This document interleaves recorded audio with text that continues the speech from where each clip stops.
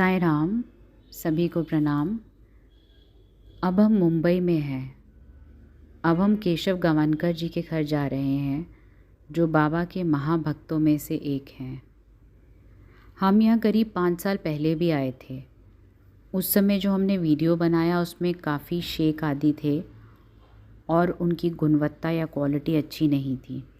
अब हम बेहतर वीडियो बनाने के लिए और रिकॉर्डिंग के लिए यहाँ वापस आए हैं। पूरी दुनिया में यही एक ऐसी जगह है जहाँ बाबा की कफनी है। बाबा ने 1918 में केशव गवानकर को अपनी पहनी हुई कफनी दी थी। उस समय केशव गवानकर युवा थे, सिर्फ 12 साल के। उस समय बाबा गवानकर जी को कफनी देते हैं।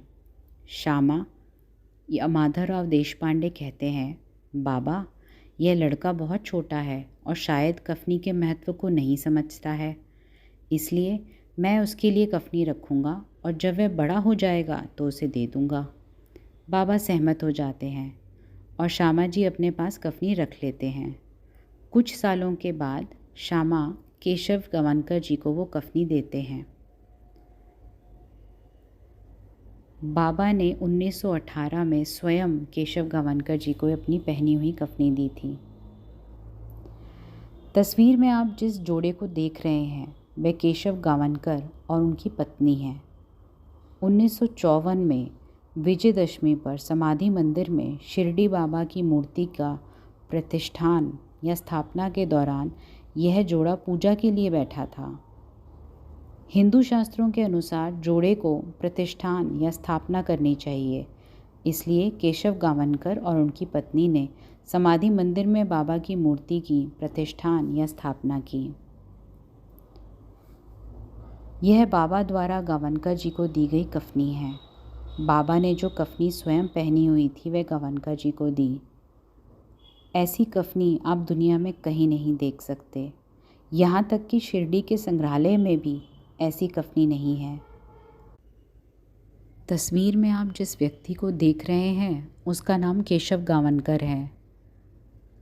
देखिए कफनी में कॉलर सहित कितने टांके लगे हुए हैं। बाबा कफनी के सभी फटे हुए हिस्सों को सुई और धागे से खुद सीलते थे। चारों तरफ टांके लगे हुए हैं।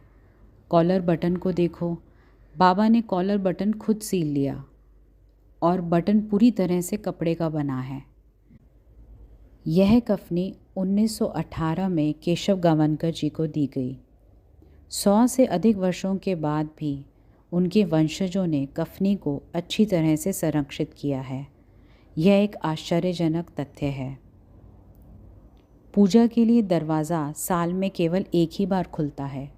विजयदशमी पर जो बाबा का महासमाधि दिवस है, ये अलमारी खोलते हैं और उसे बाहर निकालते हैं और पूजा करते हैं। लोग देख सकते हैं लेकिन कफनी को छू नहीं सकते।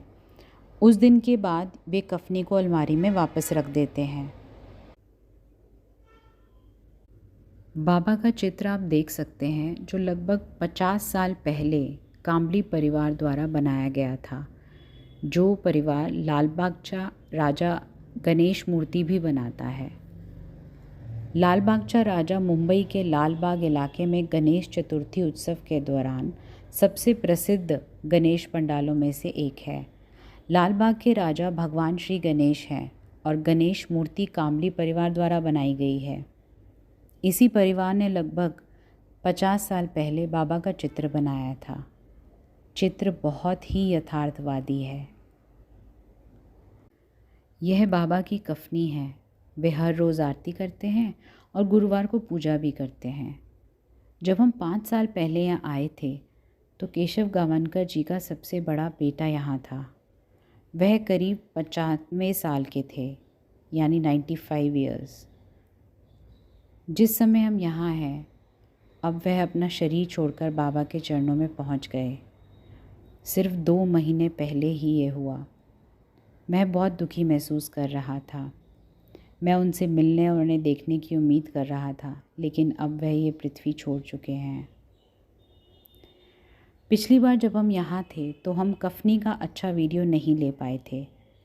पिछली बार का कार्यक्रम काफ़ी व्यस्त था और हम यहाँ ज़्यादा समय नहीं बिता पा रहे थे। इस बार बाबा की कृपा के कारण हम सब कुछ विधिवत रूप से अच्छी तरह कवरेज करने में सक्षम हैं और बहुत सारी विस्तृत जानकारी भी प्राप्त कर सके। यह बहुत संतोषजनक बात है। बाबा को धन्यवाद है इसके लिए। यहाँ बहुत ही उच्च स्तर की ऊर्जा है जो आप महसूस करेंगे। वर्णन करने के लिए कोई शब्द नहीं है मेरे पास और केवल महसूस ही कर सकते हैं। इतनी ऊर्जा होती है कि शरीर को गर्मी मिलती है। जब हम बाबा की कफनी देखते हैं, जो कफनी उन्होंने खुद 1918 में पहनी थी, तो हमें खुशी और उत्साह महसूस होता है। हम खुशी महसूस करते हैं। जब हम आपके लिए वीडियो बनाते हैं तो हमें और भी खुशी मिलती है।